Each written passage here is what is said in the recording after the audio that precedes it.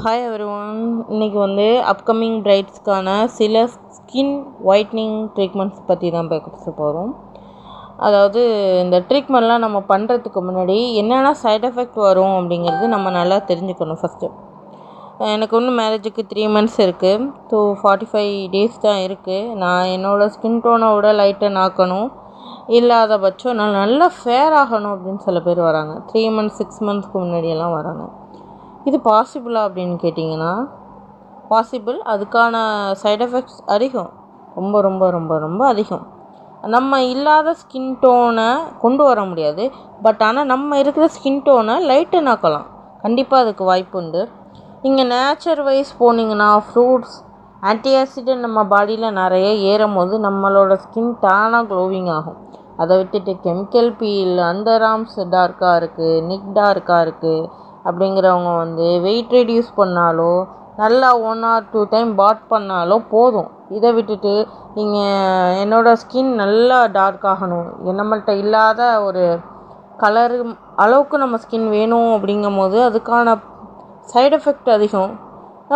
இப்போ நம்மள்கிட்ட இருக்கிற கலர் போதுமே, அதே போதும்.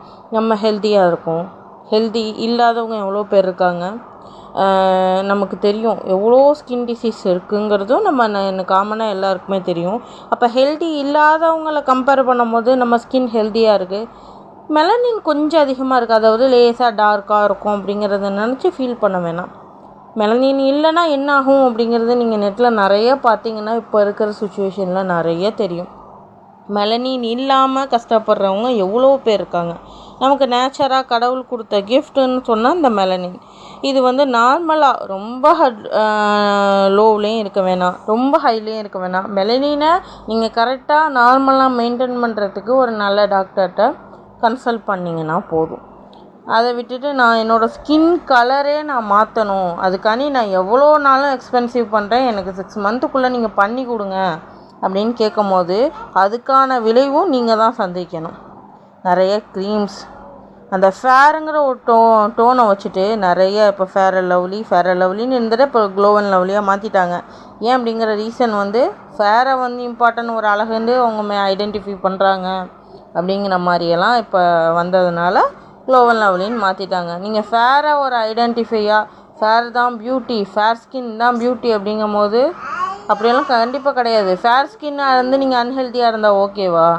அதுக்கு நீங்கள் ஹெல்த்தியாக இருந்து எந்த ஸ்கின் டோனில் இருந்தாலும் யூ ஆர் கான்ஃபிடென்ட்டு, உங்களை நல்ல மேலே ஏற்றி காட்டும். You are also beauty, it's not problem. ஹெல்த்தியாக இருந்தாலே நீங்கள் ரொம்ப அழகு தான். அதை விட்டுட்டு நீங்கள் நான் ஃபேராக இருந்தால் தான் நல்லாயிருக்கும், கல்யாணத்தப்போ பொண்ணு நல்லா வெள்ளையாக இருந்தால் தான் நல்லாயிருக்கும், என் ஹஸ்பண்ட் என்னை விட டார்க்காக இருக்கார், என் ஒய்ஃப் என் ஹஸ்பண்டை விட நான் டார்க்காக இருக்கேன் அப்படின்லாம் நீங்கள் காம்ப்ளிகேட் பண்ணிக்கவே வேணாம். உங்களோட கான்ஃபிடென்ட் லெவல் அதிகமாக இருந்தாலே போதும்.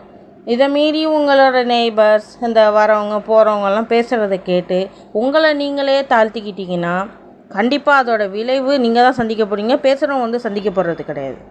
ஸோ இந்த fair skin tone, light skin tone எதுவுமே தேவை கிடையாது. You need a healthy, you need a confident. இந்த டுகெதர், இந்த 2 மட்டும் இருந்தால் போதுங்க, மித்தபதி எதுவுமே தேவையில்லை. ஸோ இந்த மாதிரி விஷயங்கள்லாம் நீங்கள் ட்ரை பண்ணாதீங்க. இதை நினச்சி காஸ்ட்லி ட்ரீட்மெண்ட் போடுறது வேஸ்ட்டு தான். அதுக்கு நீங்கள் ஃப்ரூட்ஸ் வாங்கி சாப்பிட்டு ஹெல்த்தியாக இருந்தீங்கனாலும் ஓகே. காஸ்ட்லி ட்ரீட்மெண்ட் சில சென்டர்ஸ் இருக்குது, நிறைய சென்டர்ஸ். க்ளூட்டோட்டயான்லாம் எடுத்தால் ஐவி இன்ஜெக்ஷன் போட்டிங்கன்னா ஃபேராக போயிடுவீங்க. Why you need fair skin?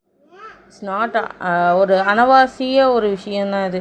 நீங்கள் ஒரு அழகான ஒரு பொருள் இருக்கும் போது அந்த பொருள் எப்படி இருக்கணுமோ அதை கரெக்டாக நம்ம ப்ரொடியூஸ் பண்ண தயாரித்தவங்களுக்கு தெரியும்ல, இந்த பொருள் இந்த இடத்துல இப்படி இருந்தால் அழகாக இருக்கும் அப்படிங்கிற மாதிரி நம்மளை கடவுள் படைச்சிருக்காரு. ஸோ நீங்கள் அதையே மெயின்டைன் பண்ணுங்கள், ஹெல்த்தியாக மெயின்டைன் பண்ணுங்கள், அது போதும்.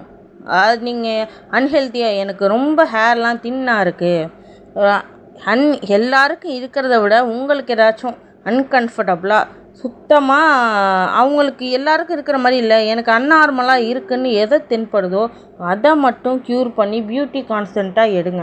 எனக்கு ஹேரே இல்லைங்க, ரொம்ப தின்னாகுது, ரொம்ப ஒரு மாதிரி டார்க் ஆகுது, ஸ்கின் இச்சி ஆகிட்டே இருக்குது, இல்லைனா பாடி ஆக்னி மாதிரி வருது, இந்த மாதிரி விஷயங்களுக்கு ஒரு மெடிக்கல் காஸ்ட்டுக்கு நீங்கள் வந்து இந்த மாதிரி ட்ரீட்மெண்ட் எடுக்கும் போது ஓகே. அதை விட்டுட்டு நீங்கள் வந்து அழகாக இருக்கிற ஒரு விஷயத்த நான் மேற்கொண்டு அழகுபடுத்துகிறேன்னு கெடுத்துட வேணாம். So stay safe. இந்த மார்க்கெட்டிங்குள்ளே உழுவாதீங்க. ரொம்ப அழகாக உங்களை நீங்கள் மெயின்டைன் பண்ணிக்கிட்டிங்கன்னா போதும்.